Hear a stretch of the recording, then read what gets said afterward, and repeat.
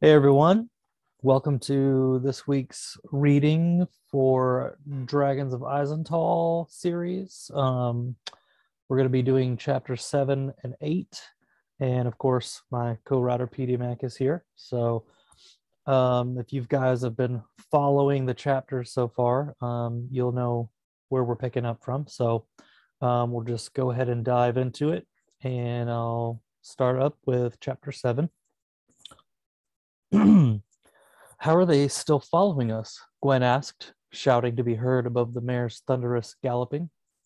If Tobias replied, Gwen didn't hear him. She held on to him tightly as they covered more ground and was careful not to touch near his wound. They rode until the hills flattened into grassland, and Gwen constantly looked back to watch their pursuers. The sun was beginning to crest over the horizon, and Gwen spotted a walled city up the road. She'd never been this far from home and was officially lost. Without Tobias, she probably wouldn't have made it this far. She doesn't have much left in her, Tobias said, patting the mare's neck comfortingly. Good thing we're almost there. Is that where Eridor is? Gwen asked. Yes. So long as we can reach the gates before the soldiers catch up to us, we can lose them for good in the city. Are you sure? Your little water trick didn't help. Tobias was silent for a moment, then said, I think they're using magic. That's the only explanation for how they've kept on our trail. Magic? The world suddenly seemed much larger than Gwen had ever imagined. Plots to overthrow a king, soldiers chasing commoners across the countryside, and magic. It was too much at once. Do you always repeat what people say, or do you just do it to annoy me? Tobias asked. Gwen bumped him with her shoulder and then realized her mistake when Tobias hissed in his breath. Sorry, she said. I forgot. Don't worry about it. I'll get used to the pain. Besides, I've had worse injuries than this. I just need a few days to rest and I'll be back to myself again. So what happens when we meet with Eridor? Will you tell him what happened at the inn and then organize the rebellion to attack the outpost? Something like that, Tobias said evasively. Can you get the horse to move any faster? Only if you want to kill her, Tobias replied. If it's between her life and ours, I say do whatever you need to. The soldiers are getting closer. Tobias twisted in the saddle, his face scrunching in pain, and looked behind them. Blast it, he grunted. I'm sorry, girl, he told the horse, then snapped the reins. The mare picked up the pace, but not by much. As they drew closer to the city of Penshaw, there were more signs of life. Cottages and livestock dotted the landscape, and they passed a few slow-moving wagons filled with vegetables. Gwen's stomach growled as if telling her it was time to eat. Safety before food, she told herself. The city gates were wide open, allowing access to anyone in or out. The horse slowed down to a tired trot, and they passed through the wall without issue. Gwen looked up at the raised portcullis and pictured a morbid image of it closing down on them. She talked it up to her lack of sleep and turned her attention to the vast array of vendors, stalls, and people that filled the streets. Gwen smelled so many wonderful scents drifting on the air, and they all made her mouth water. Tobias guided the horse down a street to the left and stopped outside a building with several horses tethered to wooden poles. We need to get rid of the horse and find somewhere to hide before the soldiers find us, Tobias said. I'm going to need your help dismounting. Gwen slid off the side of the mare and offered her hands to Tobias. He accepted one and tried to ease himself down, but ended up slipping out of the saddle and landing on the ground with enough force to cause his bandage to stain with fresh blood. He grimaced and bit his lower lip. Wait here with the horse, he grunted. Where are you going? Gwen asked, glancing around uneasily. Inside to sell the horse. Weren't you listening? Gwen rolled her eyes at Tobias as he went inside the building. She turned to watch the gates and fidgeted with the horse's reins. The Seven Stars was one of the largest buildings in Dawsbury, but it paled in comparison to the ones around her now. Everything was big, from the buildings to the wall that stretched around the city. Tobias returned and tossed a small bag to her. She caught it, the coins inside clinking together. Is this for me? She asked. Tobias laughed, then grimaced and clenched his fist. He took a breath. No, it's ours. I just want you to hold on to it. Gwen shrugged and hid the bag in the waistband of her pants. Where to now? We need somewhere to hide until we can get word to Eridor that we need a meeting. There's an inn nearby we can rent a room from. What about the soldiers? Gwen asked. They're going to have a rough time searching for us. Penshaw is the city that never rests, so people are always coming and going. Once we're holed up in the inn, their search will be almost impossible. What if they're using magic? That's why I said almost. Eridor will know if they are using magic. He's some sort of rare type of wizard or something. Anyway, let's get moving. Tobias led Gwen along the back streets where there were few people. He explained to her that it would have been easier to take the road to the gates straight down the middle of the city, but they were more likely to be spotted. After a half hour of walking along cobblestone streets, they reached an inn with a wooden sign that read "The Burrow." It was like the tall buildings around it, and music could be heard playing inside. Gwen felt a pang of sadness, thinking about the bard from the Seven Stars. Had he been in prison too? The interior of the inn was radically different from the Seven Stars. A massive hearth sat in the center of the room. The facade, crafted of white square stones stacked atop each other and lined with lime mortar. The floors were birch wood, which reflected the light that poured in from the many windows. Tobias headed for the bar, and Gwen followed, pausing briefly to look around at the host of people who were enjoying breakfast and the music. The people were lively given the hour, and Gwen spotted plates full of steaming eggs, fresh bread, and sausage. Gwen! She looked at Tobias. He was motioning for her to come to the bar. Stop gawking and get over here. She joined him, and he held his hand out. The money, please, he said. Gwen pulled the bag out and handed it to him, then continued looking around the inn. The place was packed with all different races. Gwen saw mostly elves, dwarves, and humans, but there was also a single gnome sitting by himself. We just need one room, she heard Tobias say. One? Gwen asked, turning to the barkeep. At first glance, she thought the stocky dwarf behind the counter was a male, but when the dwarf spoke and the voice was feminine. I'll sleep on the floor if it makes you feel better, Tobias said. We've only got one room available anyway, the barkeep replied. We'll take it, Tobias confirmed. How many nights will you be staying? I'm not sure yet. 2, maybe 3. Tobias opened the bag and poured half the coins onto the counter. Will that cover the room and some food? Tobias pulled his sleeve up and flashed his wrist at the dwarf. It was subtle, and Gwen almost missed the move. She looked at Tobias questioningly, but he ignored her. That's plenty, the barkeep answered. She set a key on the counter. 3rd floor, last room to the left. Much appreciated, Tobias said. He passed the key to Gwen, and they took a seat at the only empty table available, which was next to the gnome. Gwen stared at the curious creature from her periphery until she saw Tobias frowning at her. What are you doing? He asked. Nothing. Didn't Boris teach you that staring is rude? Sorry, I'm curious is all. Gwen rubbed her eyes and stifled a yawn. The barkeep delivered 2 plates of food to their table, along with 2 tankards of ale. Gwen wasted little time in eating. She devoured everything on the plate and offered a contented sigh. That was good, but it's too early for ale, she said. I'll drink yours then, Tobias replied. The color had returned to his face, and he didn't look like he was on the brink of death anymore. How do we get word to Eridor? Gwen asked. Keep your voice down, Tobias admonished. You never know who might be listening. He took a long drink from his tankard, then leaned forward over the table. There's a network of people here in Penshaw who move messages for the rebellion. We'll leave a message for one, and when Eridor gets it, he'll find us. Where do you find these secret messengers? Gwen asked. Tobias smiled. You're eager, aren't you? I want my father rescued, Gwen replied. Once he's safe, I'll feel better. I know, one step at a time. Tobias turned around to look at the gnome and offered a slight nod. The gnome rose from his chair and came over to their table. He stood a little over 3 feet in height and wore spectacles that kept sliding down his enlarged nose. His head was bald, but he sported a long white beard. The swan flies low and the alligator draws near, Tobias said. Gwen's brows creased in confusion. The gnome scratched his bulbous nose and pushed his spectacles up high, which made his eyes appear to grow in size. He shuffled on his way and disappeared through the inn's door. Did he understand what you said? Because I didn't. It's a coded phrase, Tobias replied. In the event a messenger is interrogated by the enemy, the message won't make any sense. That's clever, Gwen said. I would never have thought of something like that. So, do we just wait here for him to return? No, the message will be delivered by someone else. We can go upstairs and get some rest while we wait. How will the new messenger know where to find us? Tobias inched his sleeve up to reveal a small tattoo of a swan. Everyone part of the rebellion takes the mark. It's how we identify our allies.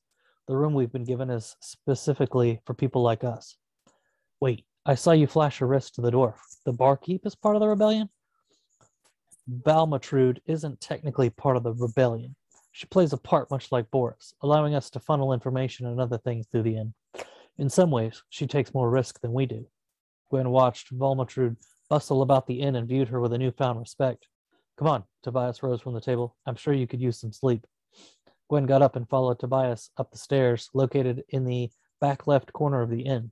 They reached the door Velmatrude had specified, and Gwen unlocked it and pushed it open. The bed called her name, and she rushed inside and threw herself on it. If you need anything from me, you might want to tell me now. Once I close my eyes, I'm out. Tobias chuckled. I'm fine. Get some rest. I'll wake you when we get word from Eridor. Gwen closed her eyes. The next thing she knew, Tobias was gently shaking her shoulder. Hadn't she just fallen asleep? She blinked a few times, fighting off the sleep that tried to reclaim her. What is it? She asked. Eridor wants to see us. Is he here? Gwen sat up and wiped the sleep from her eyes. Her muscles no longer ached, but she was still exhausted. No, he said he can't leave his tower, so we must go to him. Oh. Gwen stretched languidly and climbed out of the bed. How do we get there? Is a carriage coming to get us or something? Or something, Tobias replied. He held out his hand to reveal a clear stone. What's that? It's a key. That's an odd key, Gwen said, the skepticism evident in her tone. It's a magical key, Tobias clarified. I don't suppose you've ever traveled through a magical gateway before. Something about his words jarred Gwen's mind. She started to recall a distant memory, but then it was gone. Are you all right? Tobias asked. What? Yes, I'm fine. I think I'm still a little tired. If you say so, Tobias replied. Anyway, have you? No, Gwen said. I've never seen magic before, unless you count the old man who came to 7 Stars that did card tricks. That's not real magic, Tobias chided. You're going to love this. A slender mirror hung on the wall, roughly 4 feet long and 2 feet wide. Tobias walked over to it and pressed the stone to the glass, then traced a symbol over its surface. There was a scratching noise as he slid the stone around, but the mirror remained untouched. When he finished, the glass surface rippled like liquid. After you, Tobias said, motioning to the portal. You can go, Gwen said, feeling nervous. Ladies first, Tobias insisted. Gwen gave him an unamused stare, then stepped up to the mirror and hesitated. It looked like a normal mirror, aside from the constant rippling. Gwen took a deep breath, then touched the glass. Her hand slowly disappeared, and she quickly pulled back. I don't know if I can do this. You'll be fine, Tobias said. Trust me. Gwen wanted to ask him what his obsession was with trust, but instead she kept her mouth shut. She thought about her father imprisoned, and that bolstered her courage enough to force her to step into the portal. Tobias's words echoed in her mind briefly, and then the world erupted in fire and pain. Chapter 8, Connell. Pretending to scratch the horse's neck, Connell peered over the muzzle to watch Ronan and the half-druid, noting their not-so-surreptitious glances in his direction. He particularly didn't like the cold look on Drewston's face, the experience of this intense pain bursting from the man's simple handshake still fresh. The rest of Ronan's group spread out and patiently waited, lounging against trees and chatting quietly amongst themselves. Instinct told him he needed to scoot while he still had the chance. A quick glance of the others showed that those with crossbows had released the bowstring and removed the bolt, slipping it into the leather holders with the rest of their bolts. You like my horse? The woman said, walking up. She was half a head shorter than Connell, with dirty blonde hair and a pert nose. Though dressed as a supposed highwayman in dark leggings and tunic, she had the aura of one in costume. A quiver filled with arrows dangled at her left hip, an unstrung bow in her right hand. Yes, I've always loved horses.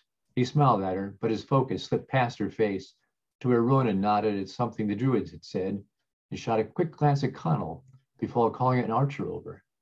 It was the way Ronan turned his shoulders so that Connell could not see the hand gestures. Call it intuition or whatever, but warning alarms erupted inside him, along with the overwhelming need to flee. If you'll excuse me, I need to find a place to, he smiled self-consciously.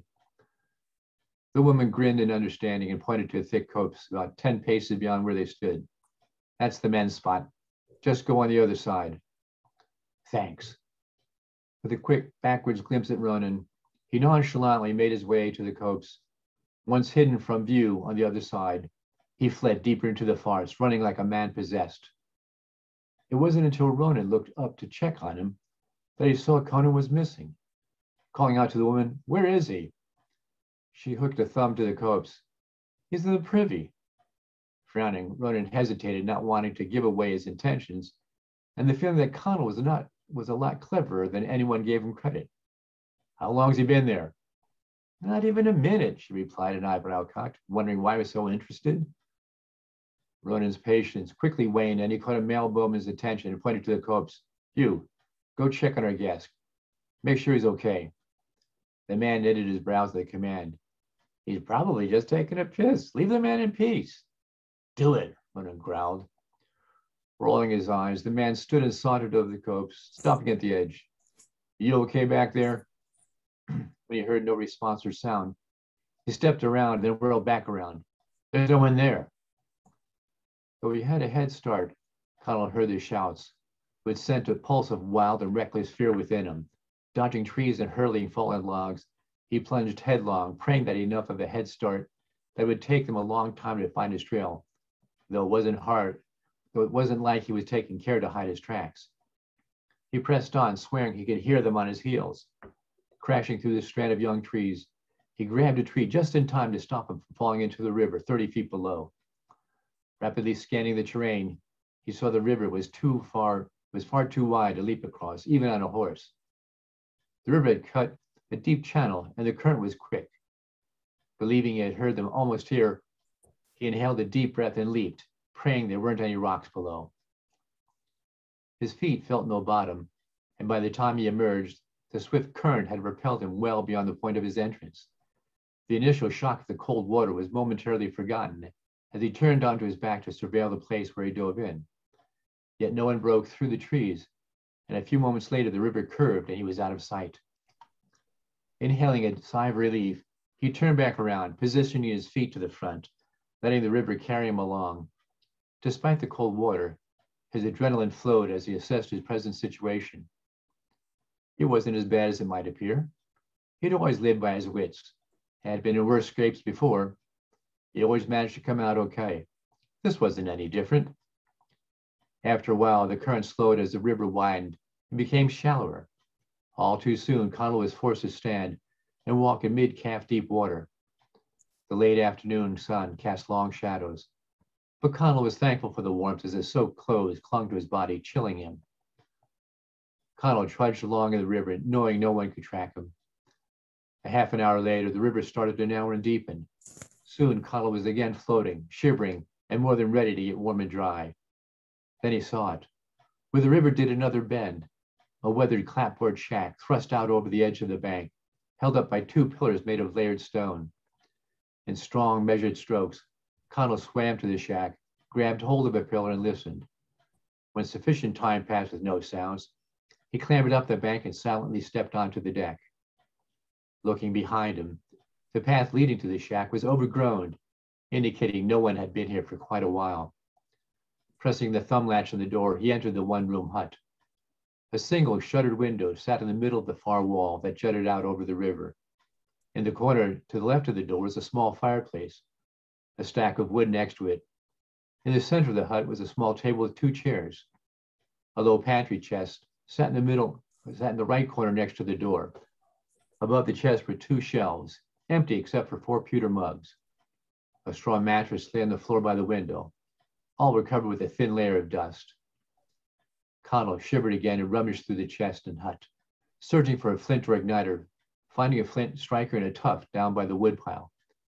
Having lots of experience in starting fires, he soon had a fire roaring, his clothes peeled off and draped over the chairs next to the fire.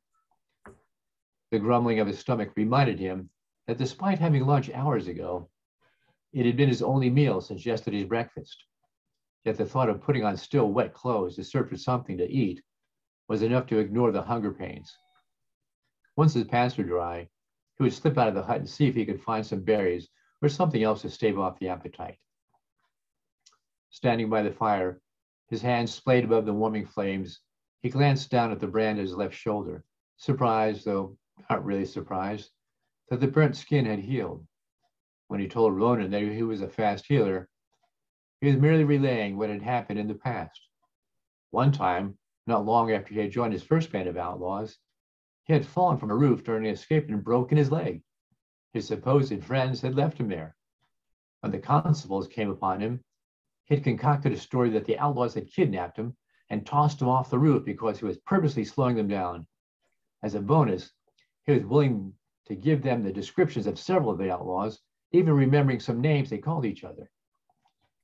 They carried him to the barber surgeon, who had set the leg, handed Connell a bill of such an outrageous amount that after his initial shock, he confidently told him that his father had the exchange shop in the market square, and he would be so kind as to take the bill to him. Naturally, the quack's eyes lit up, and he bustled out.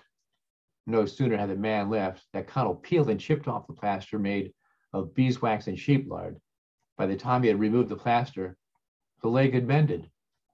When he showed up at the outlaw hideout, they were more than surprised, especially knowing he had broken his leg. Eyeing him with over-suspicion, it wasn't long before he decided to move on. Exhaustion suddenly draped over him, and his eyelids became very heavy. Testing his clothes, he was pleased that they had dried, and he slipped them back on. He then wedged a chair against the front door before stretching out on a straw mattress. A few moments later, he was fast asleep. Dawn crept over the mountains when a kick of the door bolted him awake. A male voice from the outside grumbled, "Put your shoulder into it again. Maybe it's stuck." "Of course it's stuck, you moron. There's somebody in there," another male voice said. "I smell smoke from the fire." "Don't call me a moron." "Well, maybe you are. Maybe it's stuck," the voice imitated. "If it's not locked and it doesn't open, what else is it?" "Still doesn't make me a moron." "Doesn't take much to make you a moron. One with experience." Connell furrowed his brow, concentrating on the voices. He was pretty sure they were male, but there was something about the pitch that was a bit off. Though his first inclination was to leap out the window and into the river, the thought of being wet and cold first thing in the morning was unappealing. He yanked the chair away just as the individual outside thrust his shoulder against the door, sending a dwarf crashing into the table. "Good morning," Connell surely greeted them. The second dwarf craned his head back to take in the stranger. "Who are you?" "Name's Connell. This your place?" "No," the dwarf replied before being interrupted by the dwarf on the floor, who had quickly recovered and stood beside Connell. "Yes." "Is it no or yes?" Connell grinned, knowing the truth. Okay. Maybe it's not ours," the dwarf admitted. "Your names?" "I'm Torgrith," the dwarf at the door said with a friendly grin. He was stout like most dwarves, with thick, curly, long brown hair and a beard that dropped to the middle of his chest. He wore the clothing of a hill dwarf, brown woolen trousers tucked into heavy, knee-high leather boots, long-sleeved tan cotton shirt, and a light brown sleeveless tunic of deerskin. He hooked a thumb at the other dwarf. "This is my brother Voldar." Voldar was about the same height, which was mid-chest on Connell. His hair was a darker brown, and his brows thicker and dark, almost black. "Didn't expect to see anyone here," Torgrith commented. "I didn't expect to be here." Voldar glanced around the room, then scrunched his face at Connell. "You travel pretty light." "Long story." "We got time," Torgrith said, turning around to pick up two very large packs. "Aren't you two a bit far from home?" Connell prayed they had food in those packs and were feeling generous enough to share some. The two dwarves exchanged a quick, guilty look before Torgrith said, "It's a long story." "I got time," Connell grinned, causing Torgrith to snort a laugh. "Then open up the windows and stoke up the fire whilst we set the table." "We don't got enough," Voldar groused. "Don't mind him," Torgrith apologized. "Early mornings always make him grumpy." He cast a humorous eye at his brother. "In fact, late mornings make him grumpy, as does early and late afternoons, and evenings too." "What are you blabbering about?" Voldar complained, opening up the pack. "I'm just telling our friend here that you're not the sociable type." He cupped a hand by his face and leaned in to loudly whisper, "Mr. Chuckles there doesn't like anyone, so it's nothing personal." "Will you shut up and help me?" Voldar snapped, setting 3 pewter plates on the table. Before long, the two dwarfs had bread, cheese, and sausage on the table, along with bottles of mead. Connell retrieved 3 mugs and rinsed them out in the river, surveilling the area in the process. Satisfied, he returned to the smell of scrambled eggs. "You two travel well. I thank you for your hospitality. Hopefully one day I can return the favor." "Hopefully," Torgrith grinned, ladling eggs onto the plate. "Enjoy." Needing no urging, Connell scooted a chair out. So why are you two so far from home? He sighed in contentment, the food tasting particularly delicious. The gist of it is that we got tired of digging, Torgrith explained. Yeah, we're dwarves, and we're supposed to be miners. We're some of the best, Boulder interrupted. Got noticed by the king himself. But you know what that meant? No? Connell sipped the mead. Though warmer than he liked, it was still good. Meant we had to dig even more. It's not just digging a dwarf does, it's the carving too. That's what put us off. He suddenly grew morose and plunged a fork into a slice of sausage. Dwarves are supposed to be the best carvers in the world, Connell said by way of compliment. They are, Boulder huffed. It's when you ask them to carve totems and strange words and symbols and stuff that makes the hair on the back of your neck stand up. So we left. Sort of snuck away one evening, Torgrith continued. Been gone ever since. They sent someone after us, Boulder sneered. Didn't even have the guts to send a dwarf. No, they sent a human. No offense. None taken. Why would they want you back so badly? Boulder paused to study the stranger, suddenly aware that he had already revealed too much. Sensing his hesitation, Connell sought to reassure him.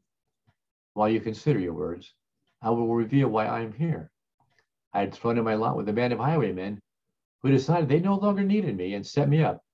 I was captured and branded. Branded? Torgrith's eyes widened. You're a runaway slave? No, I was given my freedom shortly after I was branded. Voldor cocked an eyebrow. That makes no sense. Connell explained the attack in the woods and the subsequent attachment to Runna's band. It was when we were back to his assembly point that things went south. There, back at the camp, was a half-druid. The two dwarves jerked back like they'd been stung. Voldor snapped forward, peering intently at Connell's eyes. Was he a tall man? Dark brown, beard and hair, and eyes that colored coal? Yes. By the gods, he wailed, leaping up. He's found us. Pack everything up. We got to get out of here. He gulped down the rest of his ale while trying to decide whether to finish eating or toss the food out the window. I say we finish eating, Connell calmly spoke.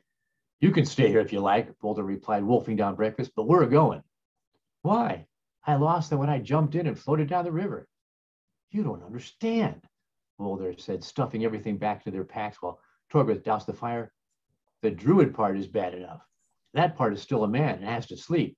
It's the other part that never sleeps, roaming at will. You mean like some spirit? Exactly. Well, what about when he's awake? Boulder paused. I don't know. And I don't want to find out, Torgrith added. You coming? Might as well. Boulder pushed the door open and froze, the shadow of an imposing man spreading over him. Well, look who we found, the half-druid taunted. All right. That's chapters 7 and 8 for this week. So hope you guys are enjoying the story. We're enjoying reading them and kind of sharing this with you in an audio format. So if you haven't subscribed, go ahead and subscribe. And we're doing these videos weekly, so you can keep up and follow the story. That's all we've got for today. So join us next week for chapters 9 and 10.